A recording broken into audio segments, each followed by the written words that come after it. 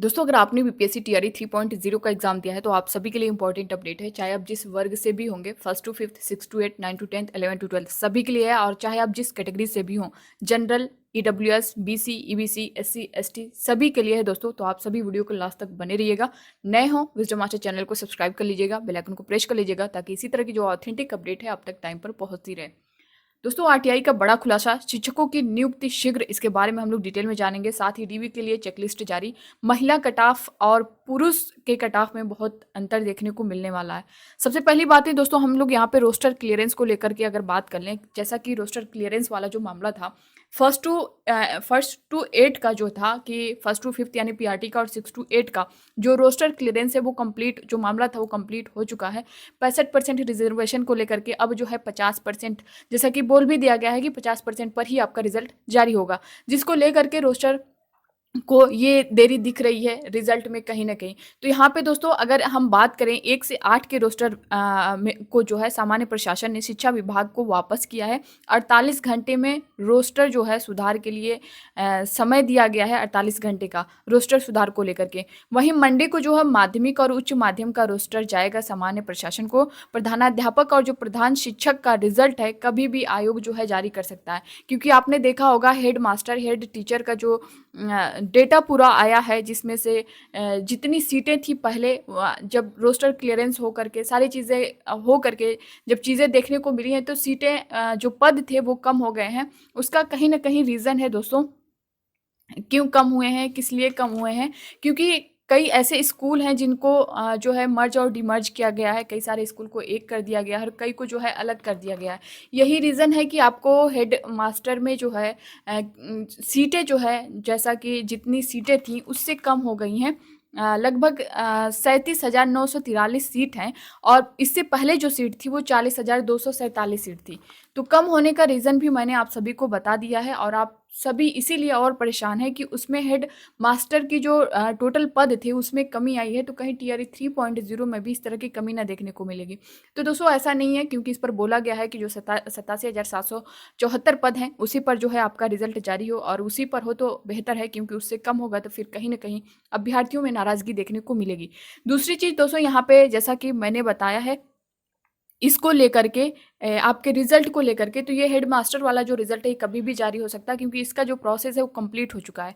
TRE 3 का जो लक्ष्य है रिजल्ट का वो भी 25 से 31 अक्टूबर तक ही अभी है, और इसी पर आपका चांस है कि रिजल्ट देखने को मिल जाए। दूसरी चीज़ दोस्तों, चेकलिस्ट को लेकर के, जो चेकलिस्ट है आप देख सकते हैं, अगर आप जो है अच्छा खासा नंबर ला रहे हैं, जैसा कि जो कट ऑफ से आपका अंदाज़ा होगा, चाहे आप पीआरटी से हो, 6 टू 8 से हो, 9 टू 10 से हो, 11 टू 12 से हो, तो आपको सारे डॉक्यूमेंट्स रेडी रखने हैं, क्योंकि आपकी डीवी के लिए अगर मांग की जा रही है तो हो भी सकता है कि रिजल्ट से पहले ही आपको डीवी करानी पड़े। तो आप ये सारी चीज़ें जो है पहले से प्रिपेयर करके रखें।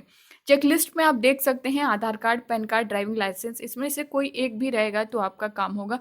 मोस्टली जो आधार कार्ड आपने जो फॉर्म फिलअप करते टाइम अप्लाई किया होगा, उस आधार कार्ड और उससे लिंक नंबर आपका होना ज़रूरी है। साथ ही दोस्तों, इसके बारे में मैंने पूरा डिटेल में बताया है, देख भी सकते हैं। आरक्षण संबंधी प्रमाण पत्र, निवास प्रमाण पत्र, दिव्यांगता प्रमाण पत्र, भूतपूर्व सैनिक संबंधी प्रमाण पत्र, नियोजित शिक्षक संबंधी दस्तावेज, स्वतंत्रता सेनानी के पोता पोती, नाती नतनी संबंधी प्रमाण पत्र, सीटेट का पेपर फर्स्ट हो या फिर पेपर सेकेंड हो, एसटीटी का पेपर फर्स्ट हो या फिर पेपर सेकेंड हो, दस्ता दस्तावेज प्रमाण पत्र, जन्मतिथि प्रमाण पत्र, शैक्षणिक योग्यता, सब कुछ ये आपके पास होना चाहिए, चाहे आप बिहार के हों या फिर अदर स्टेट के हों। बिहार के लिए यही है कि आपका निवास, जाति प्रमाण पत्र, ये सारी चीज़ें जो रिजर्वेशन से रिलेटेड हैं, आपका ईडब्ल्यूएस प्रमाण पत्र, ये सारे आपके होने चाहिए। अगर आप अदर स्टेट से हैं तो आपका निवास वगैरह नहीं लगेगा, जाति प्रमाण पत्र नहीं लगेगा, क्योंकि वहाँ पे आप जनरल पर फाइट कर रहे हैं। शैक्षणिक योग्यता यहाँ पे 1 से 5 का है, 6 से 8 का है, 9 से 10 का है, 11 से 12 का है। तो सभी, अगर आपने बीए, बीएड, डीएलएड जो भी कर रखा है, सभी का मार्कशीट और सर्टिफिकेट होना चाहिए। साथ ही सीटेट में आपका 90 प्लस होना चाहिए। अगर आप अदर स्टेट से हैं तो आपका 90 प्लस होना ही चाहिए, और अगर आप बिहार से हैं तो बिहार में जनरल जो मेल हैं उनका 90 प्लस चाहिए, और अगर आप फीमेल हैं तो आपका 55% पर भी हो जाएगा, उससे कोई प्रॉब्लम नहीं होगी, क्योंकि वहाँ पे 50% रिजर्वेशन है फीमेल को। तो आपका अगर 82 नंबर है सीटेट में 82 से 90 के बीच भी है, तो आपको उससे कोई इश्यू नहीं होने वाला है। हाँ, अगर आप अदर स्टेट में हैं, आपका 82 से 90 के बीच नंबर है, तो आपको बाहर किया जाएगा। जैसा कि जो लिस्ट डेली आपको देखने को मिल रही होगी डिस्ट्रिक्ट वाइज़, उन अभ्यर्थियों को बाहर किया जा रहा है, उन शिक्षकों को बाहर किया जा रहा है।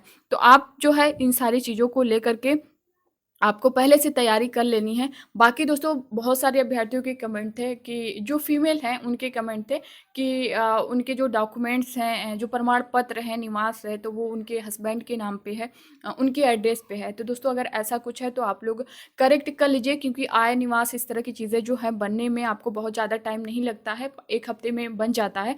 तो अभी आपका रिज़ल्ट जैसा कि बोला गया 25 से 31 अक्टूबर के बीच, अगर उससे पहले आपको करेक्शन का टाइम दे दिया जाता है तो आप उसमें जो है अपलोड कर पाएँगे। और करेक्शन में ऐसा नहीं है कि आपको बहुत ज़्यादा टाइम दिया जाएगा, 1 से 2 दिन का टाइम दिया जाएगा। तो आपको जो भी करना है पहले से तैयार रखें। मान लीजिए आपको निवास लग रहा है कि आपके हस्बैंड के नेम पर है, तो आप उसे अपने फादर के नेम पर बनवा लीजिए, उनके एड्रेस पर बनवा लीजिए। इससे क्या होगा कि अगर जैसे ही करेक्शन का टाइम पोर्टल ओपन होता है तो आप वहाँ पे अपलोड कर पाएँगे, वरना फिर आप करेक्शन के चक्कर में पड़ेंगे, आप बनवाने के चक्कर में पड़ेंगे, तो आपकी जो करेक्शन की डेट है वो भी चली जाएगी और फिर आपका काम नहीं हो पाएगा। तो आपको ये चीज़ें ध्यान में रखनी है। यहाँ पे दोस्तों देख सकते हैं 7,279 विशेष शिक्षकों की नियुक्ति शीघ्र, इससे रिलेटेड न्यूज़ है जो कि आप लोग अपने स्क्रीन पर देख भी पा रहे होंगे। सामान्य प्रशासन विभाग के जरिए बीपीएससी को जाएगी अधियाचना, इसके बाद बिहार लोक सेवा आयोग जारी करेगा नियुक्ति का विज्ञापन। यहाँ पे देख सकते हैं, इससे रिलेटेड पूरी जानकारी ले सकते हैं। राज्य में विशेष शिक्षकों की नियुक्ति जल्द की जाएगी। शिक्षा विभाग ने इसकी पूरी तैयारी कर ली है। इनके पदों का रोस्टर जिलों से विभाग को प्राप्त हो चुका है। अब सामान्य प्रशासन विभाग को इसकी अधियाचना भेजी जाएगी, जिसके माध्यम से यह बिहार लोक सेवा आयोग यानी बीपीएससी के पास पहुंचेगा। इसके बाद बीपीएससी द्वारा विज्ञापन जारी कर योग्य उम्मीदवारों से आवेदन प्राप्त किए जाएंगे। राज्य के विभिन्न जिलों में विशेष जरूरत वाले बच्चों को पढ़ाने के लिए इन शिक्षकों की नियुक्ति की जा रही है।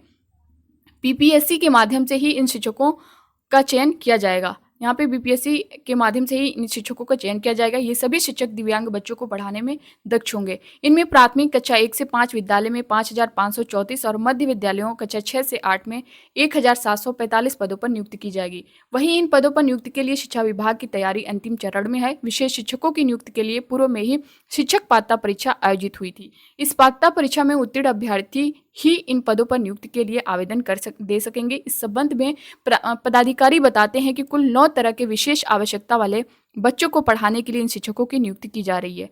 जो बच्चे देख नहीं पाते हैं अथवा दृष्टि कम है, इसलिए अलग अलग विशेषज्ञ शिक्षक होंगे। इसी तरह अन्य विशेष जरूरतों वाले बच्चों को भी विशेष शिक्षक पढ़ाएंगे। पदाधिकारी यह भी बताते हैं कि वर्तमान में स्कूलों में ऐसे बच्चे को पढ़ाने की सुविधा नहीं है। इनके लिए जिला स्तर पर विशेष व्यवस्था की गई है। विशेष शिक्षकों की नियुक्ति हो जाने के बाद इन बच्चों को पढ़ाने की व्यवस्था स्कूल के स्तर पर हो जाएगी। साथ ही यहाँ पे ज़्यादा आबादी वाले टोलों में भेजे जाएंगे शिक्षा सेवक।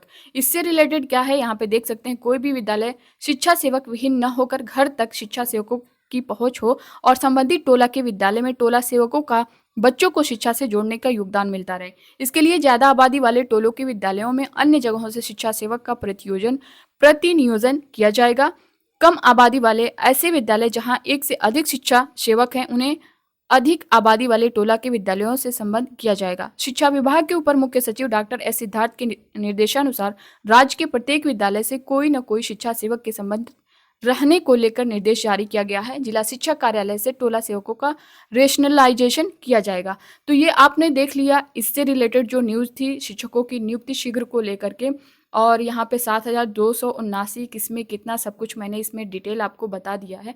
साथ ही दोस्तों टीआरई 4 को लेकर के काफ़ी अभ्यर्थियों के कमेंट थे। जैसा कि टीआरई 3.0 में जो रिजल्ट को लेकर के देरी चल रही है, तो अब जो है आपका टीआरई 4 कब देखने को मिलेगा। रिजल्ट का देखें दोस्तों 25 अक्टूबर से 31 अक्टूबर तक अभी भी लक्ष्य है कि इसी डेट के अंदर आपका रिजल्ट जारी हो जाएगा, क्योंकि हेड मास्टर का बोल दिया गया है कि हेड मास्टर का रिजल्ट जो है आयोग कभी भी जारी कर सकता है। तो अगर 25 तक आपका हेड मास्टर तक का रिजल्ट आ सकता है, तो इतना मान के चलिए कि आपका जो टीआरई 3 का रिजल्ट है वो भी 31 अक्टूबर तक आ जाएगा। तो ये सारी चीज़ें हैं, और आपके रिज़ल्ट आने के बाद जो आपकी काउंसलिंग स्टार्ट हो जाएगी, उसी 2 से 3 दिन के बाद उसके बाद काउंसलिंग वाला प्रोसेस आपका 1 हफ्ते चलेगा क्योंकि जो है वो सीरियल वाइज होगा, पीआरटी का होगा, 6 to 8 का होगा, 9 to 10 का होगा, 11 to 12 का होगा। उसके बाद उसमें जिस किसी न किसी वजह से जो अभ्यर्थी रह गए हैं, नहीं करवा पाए अपनी डीबी, उनके लिए एक अलग से फिर से मौका दिया जाएगा, एक डेट दी जाएगी। तो ये प्रोसेस जब कंप्लीट हो जाएगा, फिर जो आपका जॉइनिंग वाला मामला है, उसके बाद आपको टीआरई 4 का नोटिफिकेशन देखने को मिल सकता है। तो अगर ये सारा काम जल्द से जल्द हो सकता है 20 से 25 दिन के अंदर, तो नवंबर के लास्ट तक आपको नोटिफिकेशन भी देखने को मिल सकता है और दिसंबर लास्ट या फिर जनवरी में आपका टीआरई 4 का जो लक्ष्य है वो भी टीआरई 4 का जो एग्ज़ाम है वो भी देखने को मिल जाएगा। तो ये है, बाकी आप लोग अपनी तैयारी करते रहें, जो भी हैं आपको लग रहा है कम नंबर है, बाकी जिनका अच्छा नंबर है आप लोग के लिए तो ठीक ही है, फिर भी कुछ ना कुछ पढ़ते रहें ताकि आगे जो है कोई भी सिचुएशन हो, कुछ भी हो, रिज़ल्ट चाहे आपका पॉजिटिव हो, नेगेटिव हो, आपकी पढ़ाई जो है बेकार ना जाए। तो ये था दोस्तों इससे रिलेटेड पूरी जानकारी जो कि मैंने आप सभी को दे दी है। बाकी अब आपके मन में कोई डाउट होगा तो आप लोग कमेंट बॉक्स में कमेंट करके ज़रूर बताइएगा। मिलते हैं नेक्स्ट अपडेट के साथ, तब तक के लिए bye bye, take care, thank you.